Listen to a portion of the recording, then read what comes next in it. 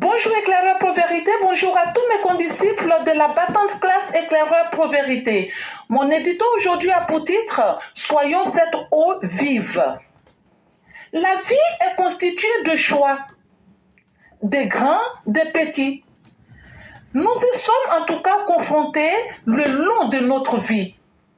C'est peut-être le choix de sa filière ou celui de son épouse, mais aussi le choix de son porte-parole. Et c'est là un des plus importants. Oui, choisir librement son représentant, que ce soit à l'hémicycle ou au sommet de l'État, ou même à la tête de la présidence des femmes, il faut que les bases soient assainies. Il est primordial de mettre la bonne personne à la bonne place. Voilà le secret d'une bonne fondation, d'une fondation durable et forte. Or, s'il existe un critère qui ruine la bâtisse à construire, c'est le copinage. À l'approche des choix, combattons toute forme de copinage que le dictionnaire définit comme une pratique qui consiste à procurer des avantages ou des positions à ses amis ou en obtenir d'eux. Il consiste par exemple à promettre le triomphe à une personne, parfois impropre à la tâche. Nous en avons vu des nominations sorties des arcanes de notre cher RHDP, notamment en France, qui nous ont laissé sans voix. Résultat des courses, la ruine du système et la contestation de l'élu calamiteux. Allons-nous reproduire les mêmes erreurs? Cette fois encore, nous attendons de voir. Et croyez-nous, à l'issue de la prochaine instance, nous promettons de ne pas faire dans la dentelle si tout n'était pas fait clairement. Il est temps que certaines pratiques au sein de notre beau parti cessent d'exister. Il y va d'ailleurs de sa survie. Cher Manitou, nous vous avons à l'œil.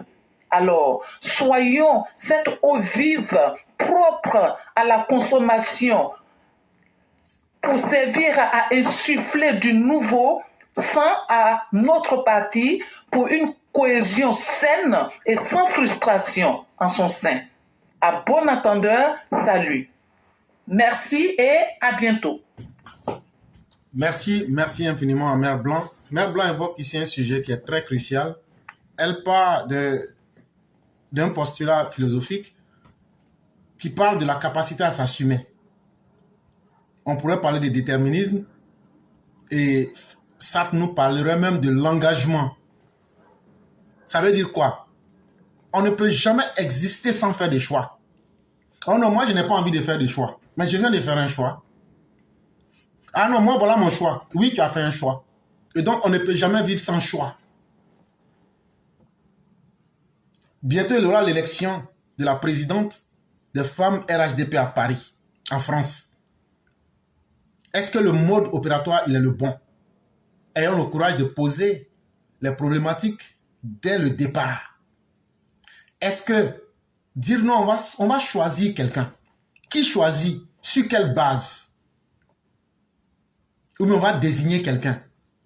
Mais au lieu de dire qu'on va désigner là, et si on disait qu'on votait, est-ce que ça ne revient pas la même? Déjà, nous disons qu'il y a problème. Parce que quelqu'un qui est élu par base de choix, c'est forcément par amitié, par copinage. Est-ce que cette personne a les qualités? Non, pas forcément.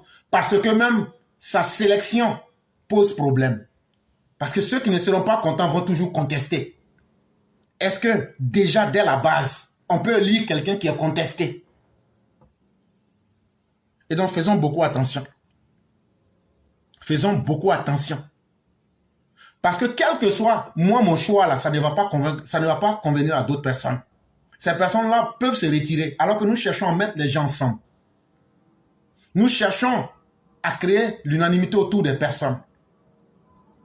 Est-ce que le choix de vouloir sélectionner quelqu'un, si c'est fait sur la base de l'amitié, du copinage, ou bien même des rapports individuels, pour pouvoir mieux contrôler les personnes, nous disons donc que le choix il sera mal fait.